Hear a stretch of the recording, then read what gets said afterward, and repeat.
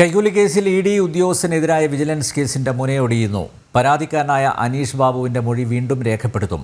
നിരവധി തവണ മൊഴിയെടുത്തിട്ടും ED. Assistant director Shekhar കുമാറിനെതിരെ വ്യക്തമായ തെളിവ് നൽകാൻ പരാതിക്കാരന് കഴിഞ്ഞിട്ടില്ല.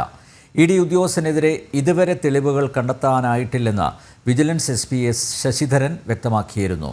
അതിനിടെ ശേഖർ കുമാറിനെതിരെ ഇ.ഡി. വിജിലൻസും അന്വേഷണം ആരംഭിച്ചു. കൈക്കൂലി കേസിൽ ആരോപണ വിധേയനായ ഇ.ഡി. അസിസ്റ്റന്റ് ഡയറക്ടർ ശേഖർ കുമാറിനെതിരെ മൊഴികളുടെ അടിസ്ഥാനത്തിൽ മാത്രം മുന്നോട്ട് പോകാനാകില്ലെന്ന് വ്യക്തമായതോടെ ഡീറ്റെയിൽ തെളിവുകളിൽ കേന്ദ്രീകരിച്ചിരിക്കുകയാണ് വിജിലൻസ്. മൊഴികൾക്ക് ബലമേകുന്ന തെളിവുകളില്ല. ശേഖർ കുമാർ ഇതുവരെ പരാതിക്കാരനും വ്യവസായിയുമായ അനീഷ് ബാബുവിനോട് നേരിട്ട് കൈക്കൂലി ആവശ്യപ്പെട്ടിട്ടില്ല. രഞ്ജിത് വാര്യരാണ് ശേഖർ കുമാറുമായി സംസാരിച്ചിരുന്നതെന്നും ഇതിന്റെ ഡീറ്റെയിൽ തെളിവുകൾ ശേഖരിച്ചു വരികയാണെന്നുമാണ് വിജിലൻസിന്റെ വാദം. ഡീറ്റെയിൽ തെളിവുകളുടെ സൈബർ ഫോറൻസിക് പരിശോധനാ ഫലം കൂടി കാത്തിരിക്കുകയാണ് വിജിലൻസ്. തെളിവുകൾ ഇല്ലാതിരിക്കാൻ ടെലഗ്രാം പോലുള്ള സമൂഹ മാധ്യമങ്ങളും ചില ആപ്പുകളും ഉപയോഗിച്ചിട്ടുണ്ടാകാമെന്നും വിജിലൻസ് സംശയിക്കുന്നു. ഇതിനിടെ ശേഖർ കുമാറിനെതിരായ ആരോപണങ്ങൾ തള്ളിയ ഇ.ഡി. ഉദ്യോഗസ്ഥർ ഇത്തരം ആരോപണങ്ങൾ നേരിടുകയും കേസുകളിൽ ഉൾപ്പെടുകയും ചെയ്താലുള്ള ഡിപ്പാർട്ട്മെന്റ് തല അന്വേഷണത്തിലേക്കും കടന്നിരിക്കുകയാണ്. ശേഖർ കുമാറിനെതിരായ ഇ.ഡിയുടെ ആഭ്യന്തര അന്വേഷണം നീളും. ഈ കാലയളവിൽ സ്ഥാനക്കയറ്റമോ മറ്റ് അധിക ആനുകൂല്യങ്ങളോ ലഭിക്കില്ല.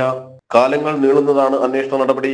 അസിസ്റ്റന്റ് ഡയറക്ടർ തസ്തികയിൽ നിന്ന് ഡെപ്യൂട്ടി ഡയറക്ടർ തസ്തികയിലേക്ക് സ്ഥാനക്കയറ്റം ലഭിക്കാനിരിക്കെയാണ് ആരോപണവും കേസുമുണ്ടായത്.